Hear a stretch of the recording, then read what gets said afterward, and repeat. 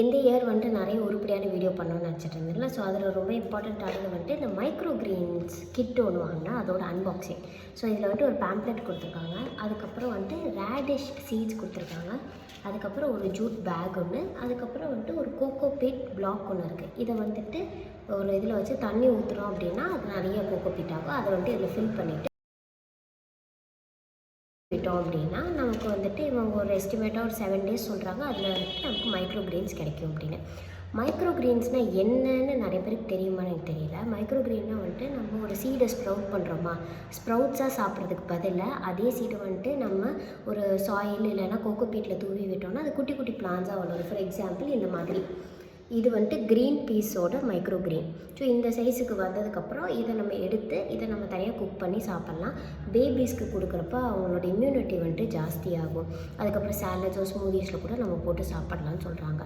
So அந்த சைஸ்க்கு வந்ததுக்கப்புறம் அதோட விட்டமின்ஸ் வந்துட்டு ரொம்ப ஜாஸ்தியாக இருக்குமாம்மா.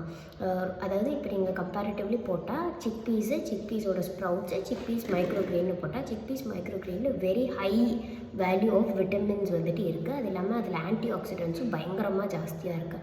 ஸோ டாட்லர்ஸ்க்காக இருக்கட்டும், இல்லை வெயிட் லாஸ் பண்ணணும்னு நினைக்கிறவங்களா இருக்கட்டும், அதுக்கு இல்லை ஜென்ரல் பீப்புளுக்குமே அது வந்துட்டு ரொம்பவே ஹெல்ப்ஃபுல்லாக இருக்கும். ஸோ நான் வந்துட்டு ஆக்சிடென்டெல்லாம் என்ன ஆச்சுன்னா ஸ்ப்ரவுட் பண்ணுறதுக்கு வச்சேன், அதை வந்துட்டு எடுக்க மறந்துட்டேன். ஸோ ஆஸ் அ ரிசல்ட் என்ன ஆச்சுன்னா கொஞ்சம் நாளைக்கு அப்புறம் ரூட் வந்துட்டு ரொம்ப லாங் ஆகிடுச்சு. எங்கள் பெரியம்மா அடிக்கடி மைக்ரோ கிரீன் வேர்டு யூஸ் பண்ணுவாங்க. So why don't we try அப்படின்ட்டு சும்மா ட்ரை பண்ணேன். But it actually came out very well. இது வந்துட்டு நான் சும்மா ஒரு ஸ்வீட் பாக்ஸ் இருக்குல்ல, அதில் வந்துட்டு கொஞ்சமாக மண் போட்டு அந்த ஸ்ப்ரவுட் ஆனது எல்லாத்தையும் சிக்பீஸ் எல்லாத்தையும் இதில் போட்டேன். ஸோ ஆஸ் அ ரிசல்ட் எனக்கு நிறைய செடி கிடச்சிச்சு. நான் பாதி ஹார்வெஸ்ட் பண்ணிட்டு மிச்ச பாதி வச்சுருக்கேன். ஸோ இந்த மாதிரி நம்ம க்ரோ பண்ணலாம். பட் நான் வந்துட்டு ஆரம்பித்ததுக்கப்புறம் தான் ஒரு பெரிய ட்ராபேக் அதில் என்ன இருக்குதுன்னு தெரிஞ்சுக்கிட்டேன்னா, நம்ம மைக்ரோ கிரீனுக்கு ஒன்ஸ் யூஸ் பண்ணுற சாயிலை 2வது தடவை யூஸ் பண்ணக்கூடாது. அப்படியே நம்ம யூஸ் பண்ணுறதா இருந்தாலும் அதை ஸ்டெரிலைஸ் பண்ணி தான் யூஸ் பண்ணணும். அப்படியுமே 2 டைம்ஸுக்கு மேலே யூஸ் பண்ணுறதுல எந்த விதமான பிரயோஜனமும் இல்லை. ஸோ 2 டைம்ஸ் தான் மேக்ஸிமம் யூஸ் பண்ணலாம். சரி, இந்த சோவிங்க பண்ணலாம். இப்போ ஒரு டப்பா எடுத்துக்கிட்டேன், அந்த கோகோ பீட்டை உள்ளே போட்டேன். இப்போ வந்துட்டு இதில் தண்ணி ஊற்றலாம்.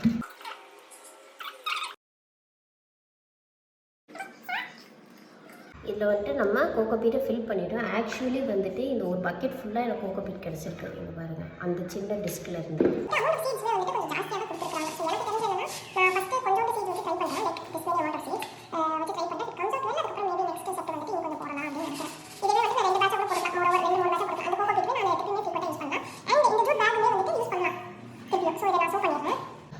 ஸோ வந்துட்டு ஸ்ப்ரிங்கிள் பண்ண சொல்லியிருக்காங்க. நான் அப்படியே ஸ்ப்ரிங்கிள் பண்ணி விடுறேன். இது வந்துட்டு ஒன்று மேலே ஒன்று பையில் பார்க்காமல் பார்த்துக்கணும். அதுதான் வந்துட்டு ரொம்ப இம்பார்ட்டண்ட். அப்போ தான் நல்லா வந்துட்டு க்ரோ ஆகும். ஸோ போட்டாச்சு. இது வந்துட்டு 7 daysல க்ரோ ஆகிடும் அப்படின்றது தான் அவங்களோட கணக்கு. இதை நான் காட்டுறேன். ஸோ இதில் போட்டிருக்கேன் நான். இதை வந்துட்டு ஜென்டலாக ப்ரெஸ் பண்ணணும் அப்படின்னு சொல்லியிருக்காங்க. ரேடிஷ் மைக்ரோ கிரீன்ஸ் ரொம்ப நல்லதுன்னு கேள்விப்பட்டேன். அதனால் நான் ஆக்சுவலி ரேடிஷோட சீட்ஸ் தான் தேடிட்டு இருந்தேன். சீட்ஸ் தேடினப்போ தான் எனக்கு இந்த மாதிரி ஒரு இருக்கிறது தெரிஞ்சிச்சு. இது வந்துட்டு கொஞ்சமாக லைட்டாக வாட்டர் வந்துட்டு ஸ்ப்ரே பண்ணணும். நான் ஆக்சுவலி மாய்ஸ்டாக தான் வச்சுருக்கேன், அதனால் அதை அப்படியே வைக்கிறேன். ஸோ தண்ணி லைட்டாக ஸ்ப்ரே பண்ணிட்டோமா, இதை வந்துட்டு என்ன பண்ணணும், லைட்டாக கவர் பண்ணி டார்க்கான பிளேஸில் வச்சிடலாம். 2 to 3 daysக்கு அப்புறம் கொஞ்சம் ஸ்ப்ரவுட் ஆகும். ஆனதுக்கப்புறம் நம்ம இந்த இடத்துல நம்ம வச்சுருக்கோம் மற்ற பிளான்ஸ் எல்லாம் அது கூட வச்சுக்கலாம். Okay, so let's see after 2-3 days. இது வந்துட்டு 2 நாளைக்கு அப்புறம். ஸோ மண்டே நான் ஷோ பண்ணேன், வென்ஸ்டே வந்துட்டு இதுதான் க்ரோத். இப்போ வந்துட்டு இதை நம்ம சன்லைட்டில், அதாவது இன்டைரக்டான சன்லைட்டில், ஸோ இங்கே விண்டோ இருக்குது, நான் இந்த இடத்துல வைக்கிறேன், இன்டைரக்ட் சன்லைட்டில் வைக்கிறேன். ஸோ இது எப்படி க்ரோ ஆகுதுன்றதை அப்புறமா நான் போஸ்ட் பண்ணுறேன். பாருங்கள், இன்றைக்கி டே 5 எவ்வளோ பியூட்டிஃபுல்லாக ரேடிஷ் வந்துட்டு வளர்ந்துருக்குன்னு. இனி 2 daysல இதை நம்ம ஹார்வெஸ்ட் பண்ணிக்கலாம்.